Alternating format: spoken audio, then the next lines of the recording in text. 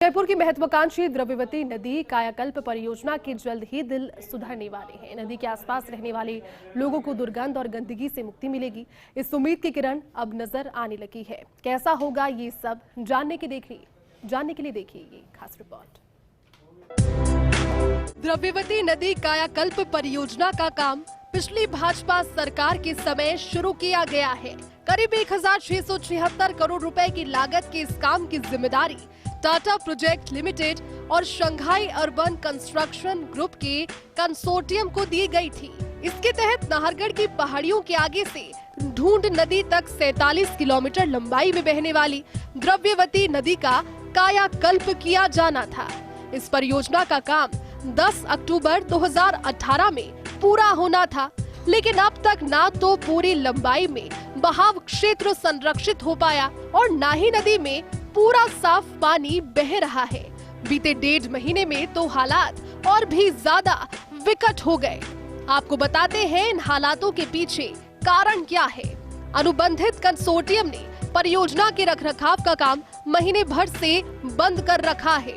Consortium की मांग है कि बिजली के बिल के पेटे 55 करोड़ रुपए दिए जाएं। रखरखाव के मद में बकाया 65 करोड़ रुपए का भुगतान जेडीए जल्द करे। रखरखाव का काम बंद होने से परियोजना में लगे 5 सीवरेज ट्रीटमेंट प्लांट भी बंद है। रोजाना 1700 लाख लीटर सीवरेज पानी का ट्रीटमेंट करने की इन प्लांट्स की क्षमता है।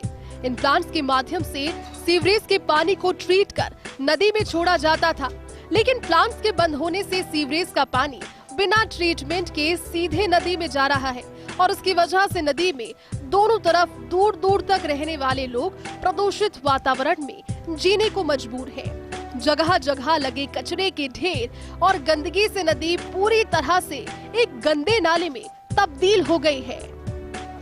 अनुबंधित कंसोर्टियम को भुगतान करने के संबंध में जेडीए ने राज्य के महाधिवक्ता महेंद्र सिंह सिंघवी से विधिक राय मांगी थी। महाधिवक्ता ने मामले में परियोजना के हित में सकारात्मक राय दी है। इस विधिक राय में बताए बिंदुओं की पालना की कार्यवाही जेडीए ने शुरू भी कर दी है। महाधिवक्ता की विधिक राय के अनुसार परियोजना के जिन भागों का अनुबंधित कंसोर्टियम ने कार्य पूरा कर लिया है, उन भागों के संचालन और रखरखाव के लिए कंसोर्टियम को भुगतान किया जा सकता है। 23 मई 2022 से रखरखाव और संचालन में आए खर्च का भुगतान जेडीए कंसोर्टियम को कर सकेगा। परियोजना में बिजली के बिल के पेटे खर्च राशि का भी जेडीए कंसोर्टियम को भुगतान कर सकेगा, लेकिन इन सबसे पहले जेडीए और कंसोर्टियम के बीच एक नए सिरे से एग्रीमेंट होगा। दोनों पक्षों के बीच एग्रीमेंट संपादित होने के बाद ही आगे का काम शुरू होगा। तो वहीं जेडीए आयुक्त रवि जैन ने कहा कि महाधिवक्ता की राय के मुताबिक जेडीए और कंसोर्टियम के बीच सप्लीमेंट्री एग्रीमेंट होगा। इसके बाद 23 मई 2022 से रखरखाव, संचालन और बिजली के बिल में खर्च राशि का भुगतान होगा। एग्रीमेंट का प्रारूप बनाने का काम शुरू कर दिया गया है। राज्य के महाधिवक्ता की विधिक राय के मुताबिक जेडीए ने एग्रीमेंट बनाने का काम शुरू कर दिया है। उम्मीद की जानी चाहिए कि एग्रीमेंट का ड्राफ्ट हफ्ते भर में तैयार हो जाएगा और जेडीए व टाटा कंसोर्टियम के बीच एग्रीमेंट हो पाएगा।